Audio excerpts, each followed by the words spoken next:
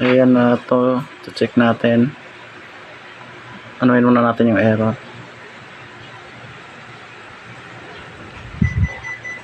H19. Tama yung sinabi ni sir. Ayan, nabuksan na natin.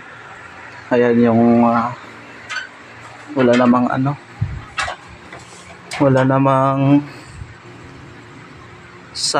nangat-ngat yung mga wire, wala. Ayan. May na-encounter ako dati nito, nilanggam yung board. Yung board ni ma'am, kinawawa ng langgam, no? Ayan, no? Okay na, yun pa. Ayan, no? May mga bahay-bahay ng langgam, no?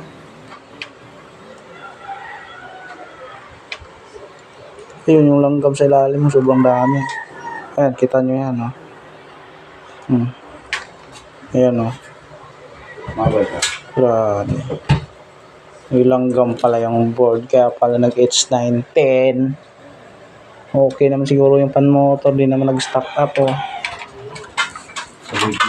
Oh, may ikot naman, oh. Ayan. May mga langgam, oh. May upak. Gumagana yung compressor. Gumagana. Pero yung pan motor, hindi umiikot. Yung problema nito. Sira na siguro yung board. Ayan, oh. Tayo dyan. Swing motor. Tanggalin natin para mabaklas natin. Ayan. Tsaka itong sakit na kulay green sa ionizer. Ayan.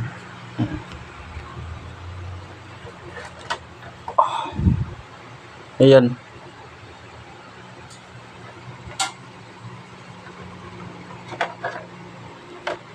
Check natin kung nalanggam. Ay, yun, nalanggam nga. Ayan, no? Pero maliit lang, konti lang. Ayan, no? Ito, oh. Nilanggam yung board, sir. Ayan. Tingnan natin sa loob. Kita natin may mga bahay, ano. Ayun, konti lang. Pero may mga langgam na pula. Opo. Dito Yan. sa Kisame namin minsan. Ayun. Tao may magamang din minsan. Na-encounter ko na kasi ito ganito. Nilalanggam yung board. Ayan. Pag ganito, posible itong board yung may sira niyan. Ayan, may corrosion din pati, sa gitna banda, oh. Ayan, kita nyo. Ayan.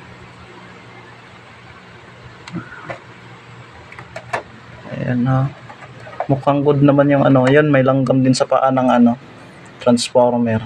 Ayun, ayan. So, alamin natin kung saan yung problema na ito. Titrace natin kung saan banda sa board yung may problema. Ayan, okay. Ayan, nakalas na natin yung board. Ito na siya.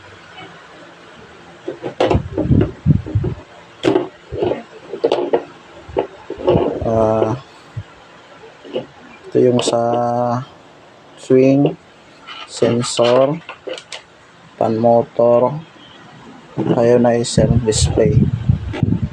Ayan. Ayun, may may mga langgam-langgam dito. Linisan muna natin bago natin pasukan ng voltage. Ayan, okay na.